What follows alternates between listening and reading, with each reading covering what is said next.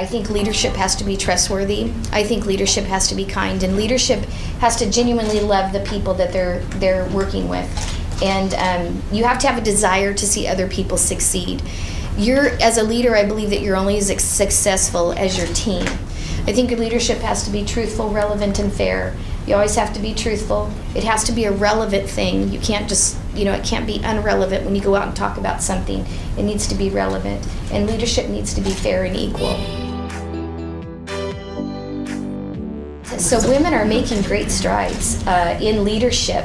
And when I first started my business in 1993, I remember going to those big oil meetings, and I'd walk in the room and I was the only female in the room. And now you have a female president of Chevron and a female president of Era. So times have changed, and women are taking their place in leadership.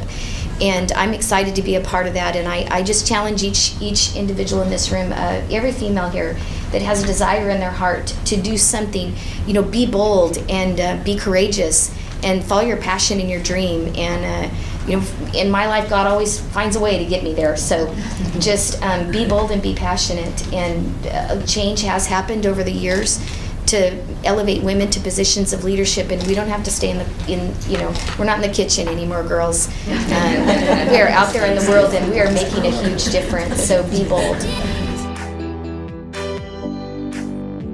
A female has every right to be on the board of any organization they so choose to. We want to be there because we're qualified. We don't want to be there because the government says we have to be there. We've worked hard to be where we're at right now, and we don't need, no offense, but any other man to say you're only on that board because the state law passed a piece of legislation that says you have to be there.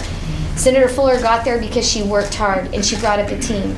I got there, God's grace and my skill set as a leader. Every one of these leaders on this panel got to the positions that we are, number one, by God's grace, but number one and then number two, because of the leadership skills and the love and compassion that they truly feel for other people. None of us got here because government said we were supposed to be here or we were mandated to be here. So I challenge all of you that as you engage in what my realm, the political arena, look at things from that aspect.